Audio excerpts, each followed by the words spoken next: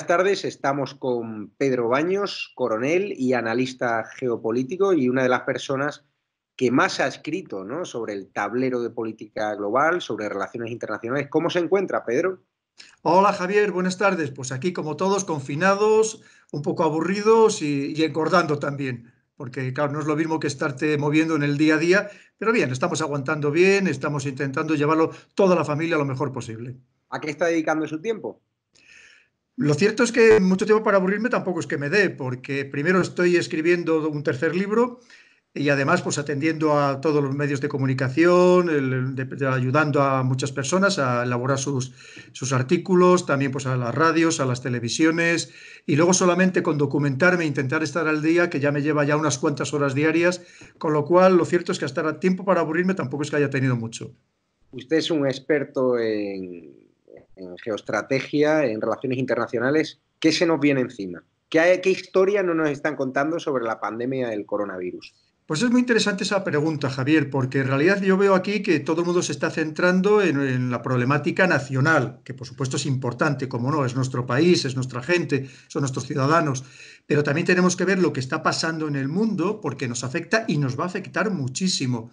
Hay que pensar todo lo que está sucediendo, por ejemplo, en el contexto de esta bajada tan sumamente notable de los precios del petróleo, que va a afectar a muchísimos países, países con los que tenemos grandes relaciones comerciales, grandes relaciones en todos los órdenes, en nuestras multinacionales que generan ni más ni menos que el 35% de nuestro Producto Interior Bruto en sectores tan estratégicos como la banca, las infraestructuras, la energía, y que también obviamente esos países, al sufrir de esa manera la bajada de los precios del petróleo, y me estoy refiriendo concretamente a algunos países iberoamericanos que ahora voy a citar, también nos va a afectar a nosotros a medio plazo. Estamos hablando de países como puede ser Colombia, que es muy menos conocido a lo mejor, pero Colombia en los últimos años ha producido y exportado más petróleo que Venezuela, que a lo mejor es un caso menos conocido.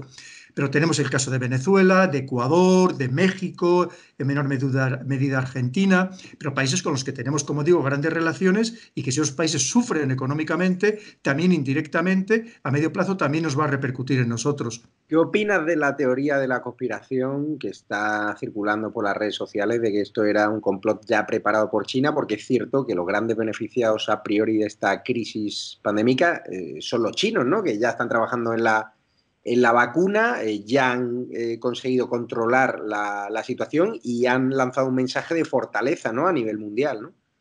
Sí, yo más que nada, efectivamente, yo creo que sobre todo es ese mensaje que están lanzando, que lo están haciendo muy bien, porque ahora mismo también hay una gran pelea de propaganda y contrapropaganda entre China y Estados Unidos, y desde luego China se está recuperando de una manera envidiable, por lo menos los datos que aquí nos están llegando, aunque hay alguna certeza, como es el hecho clarísimamente de que están viniendo personal sanitario chino a ayudarnos a Europa, que nos están enviando cantidades importantes de ayuda a mascarillas y todo tipo de material sanitario, e incluso que grandes empresas chinas también están aportando cantidades importantes. Estoy hablando de Alibaba, estoy hablando de Huawei, de Xiaomi, quiere decir que se han recuperado muy bien.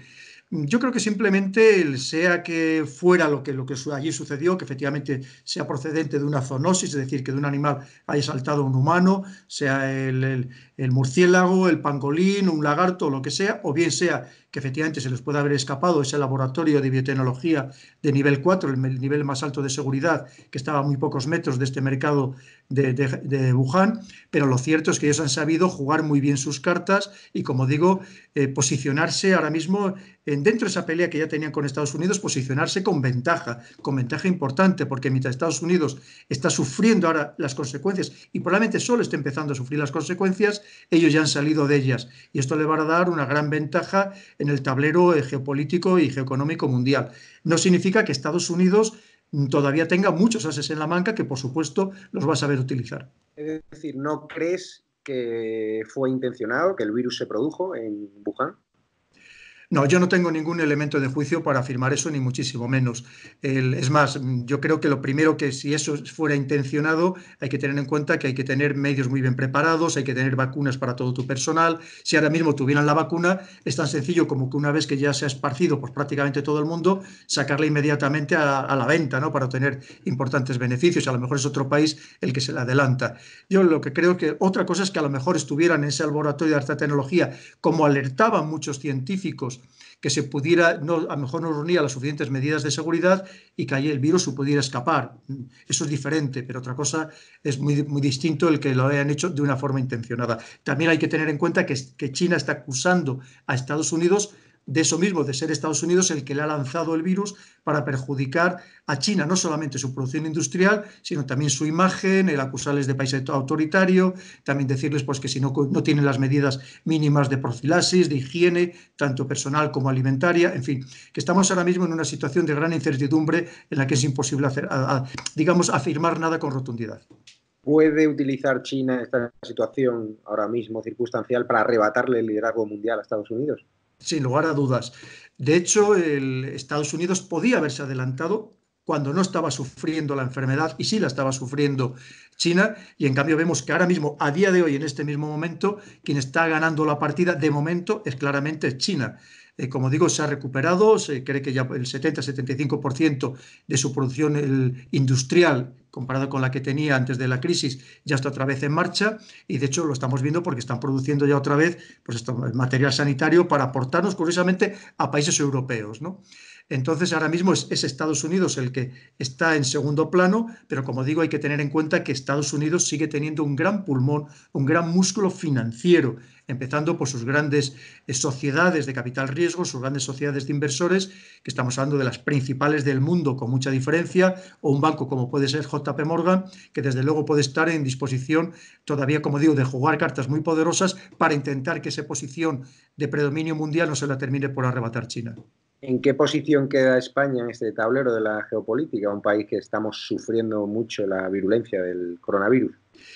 Pues de momento no estamos quedando en muy buen lugar. Yo, como siempre, confío en el pueblo español, que somos un pueblo que sabemos salir adelante ante las circunstancias más difíciles, pero desde luego el impasse va a ser importante. Hay que pensar que ahora mismo, por ejemplo, y hay que dar datos sensatos, la deuda que aquí se va a emitir es que no se está comprando por parte de los grandes inversores mundiales. Al contrario, ahora mismo se están refugiando en el dólar y en los bonos del Tesoro estadounidense. Es decir, una cosa muy curiosa que hay que tener en cuenta, ni siquiera en el oro. Y ahora mismo de hecho, se están abandonando las inversiones en los bonos europeos. Con lo cual, nosotros vamos a emitir una deuda que, por supuesto, que es deuda que no se nos debe olvidar que vamos a tener que pagar, pero que, desde luego, como digo, esto nos va a afectar. Y además, al mismo tiempo, aunque nuestro gobierno, que me parece fenomenal, ha impuesto unas limitaciones a las empresas extranjeras, a estos grupos inversores, para que no se hagan con todos nuestros sectores estratégicos, claro, pero ha puesto una limitación de un 10%, que es decir, que no puedan tener más del 10% de uno de estos sectores estratégicos, pero el problema es que pueden ser muchos grupos que tengan el 5, el 6 o el 9% y que al final terminen por hacerse también con parte de las empresas, no solamente multinacionales, sobre todo no solamente españolas, sino también europeas. Desde luego, ahora mismo la situación que se nos presenta no es especialmente halagüeña, pensando además en el contexto social que ya teníamos en España, donde más del 30% de los contratos o el 30% de los contratos son contratos temporales, los contratos de trabajo, y que eso va a significar que probablemente, ojalá me equivoque, pues muchas de esas personas que tienen estos contratos pues no se les vaya a renovar. Pensemos lo que significa que se haya paralizado completamente todo el sector turístico, y no solamente eso, sino también un sector tan sumamente importante para el Producto Interior Bruto español como es el de la automoción, donde estamos viendo que se están produciendo ERTEs de decenas de miles de personas. Hay que tener en cuenta que entre el sector de la automoción y el sector turístico estamos hablando del 35% del Producto Interior Bruto español, con lo cual, desde luego, la situación ahora mismo es muy compleja, es delicada, y desde luego necesitamos el hacerlo de una forma unitaria con respecto a toda Europa, no solamente intentarlo solamente desde España. ¿Crees que hubo exceso de confianza por parte del gobierno cuando, viendo la que estaba cayendo en China y justo después en Italia, que era un país de similares características a lo nuestro, no reaccionamos a tiempo? El gobierno dijo que solo iba a haber un contagio por coronavirus, llamó a las mujeres a inundar las calles de Madrid en la movilización de feministas. ¿Ha habido ocultación de información, exceso de confianza? ¿Con qué te quedas? Sabes que además yo jamás me permitiría, el primero como ciudadano y luego como militar, criticar lo que está haciendo el gobierno. Lo que sí que es verdad es que nosotros, en un programa que hicimos ya en Cuarto Milenio, que se emitió el domingo 1 de marzo, yo dije claramente que digo, hay que pensar que si pasa en Italia es como si está pasando en España. por la proximidad, evidentemente, y yo, como dije en aquel momento, yo no sabía el número exacto, digo, pero seguro que hay a diario decenas de vuelos entre España e Italia, y por tanto, si pasa en Italia, desde luego, eso significa que está pasando claramente o que nos va a pasar, nos va a afectar a España. Desde luego, nadie podía prever la magnitud de lo que nos ha pasado, que ahora mismo somos el tercer país más afectado del mundo, ¿no? Claro, es que estamos hablando de una situación pues verdaderamente muy delicada. Pero como te digo, yo a partir de ahí, pues Jorge, sabes que yo no puedo hacer ninguna, Javier, no puedo hacer ninguna crítica al gobierno. Lo entiendo. ¿Y qué estás leyendo estos días? ¿Estás viendo alguna serie interesante que nos recomienda desde tu aislamiento? Pues mira, estoy leyendo una novela, pero es una novela histórica sobre Aníbal, que es una novela además, mira, la tengo aquí al lado, además te la voy a enseñar. Una novela de lo más interesante, Muy bien. que escrito por Gisbert Hafez, un nombre muy extraño, pero de verdad que es interesantísimo. A mí me gusta mucho por mis temas, los temas militares, los temas de estrategia, porque hay, entre otras cosas, lo que se trata es precisamente de las guerras púnicas. Las guerras púnicas, en cierto modo, también podríamos extrapolarlo al contexto actual, es decir, un Cartago que empieza a florecer económicamente, que amenaza el predominio de toda una Roma en el Mediterráneo y que cuando tiene ese poder económico lo que se lanza es a la aventura militar, precisamente Cartago, para conquistar militarmente el Mediterráneo y hacer frente a su gran oponente. Y podríamos decir que básicamente ahora mismo Cartago sería China y Roma sería Estados Unidos. Esos ejemplos históricos son muy relevantes porque la historia es muy importante para conocer lo que nos está pasando y para prever lo que puede pasar en el futuro. ¿Has tenido síntomas del coronavirus? ¿Te encuentras bien? ¿Te has hecho la prueba? Hasta ahora mismo nadie en mi familia afortunadamente ha padecido ningún síntoma. Ninguno nos hemos hecho la prueba, pero tampoco hemos querido necesario ni lo hemos solicitado porque, como digo, afortunadamente hasta ahora, a día de hoy, no hemos sufrido ninguno los síntomas. Lo que sí es verdad es que tengo amigos muy cercanos que sí que lo están sufriendo, algunos están empezando a salir y me han dicho que lo han pasado mal porque son días con la fiebre, con los síntomas que tienen, que les ha costado trabajo incluso salir adelante y algunos todavía lo están padeciendo lamentablemente. ¿Qué es lo que echa de menos de su vida en libertad? Hacer ejercicio, lo echo muchísimo en falta, porque intento hacer todo el ejercicio que puedo, me gusta muchísimo andar, si puedo en Madrid voy andando a todos los sitios, aunque me lleve hora o más de una hora, y eso lo echo muchísimo en falta. Intentamos en familia hacer ejercicio por las tardes, pero claro, no es lo mismo ni muchísimo menos que hacerlo evidentemente pues en un gimnasio o simplemente al aire libre, que nos gusta mucho el aire libre y ¿Y disfrutar de alguna ello. curiosidad, algún pecado que haya metido en su cesta de la compra? No te he entendido en qué ¿Alguna sentido. curiosidad que haya metido en su cesta de la compra para estos días de aislamiento?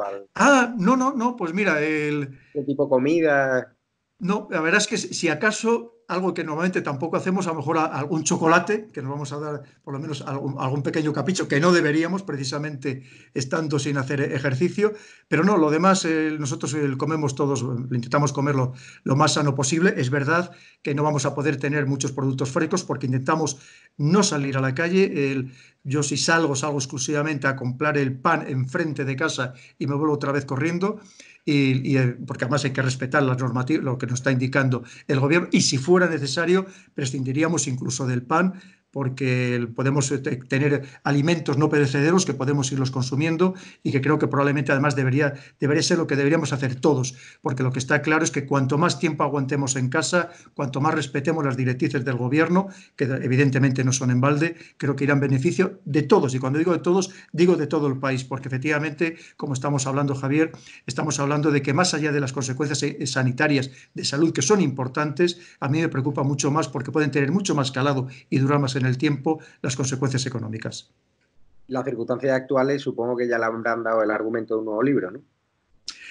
Sí, lo que pasa es que él ya lo tenía ya comprometido con el editor y se iba a escribir de algo que no tiene nada que ver, aunque sí que al final voy a hacer un capítulo específico a lo que está sucediendo, sobre todo por lo que significa el miedo que cala en las sociedades y cómo ahora mismo, por ejemplo, se ha hecho, digamos, el que es un miedo natural, porque es un miedo lógico, pero lo mismo algún día alguien podría crearnos este miedo de manera artificial y para que vemos cómo se puede llegar a colapsar sociedades enteras como instrumento político a través del miedo.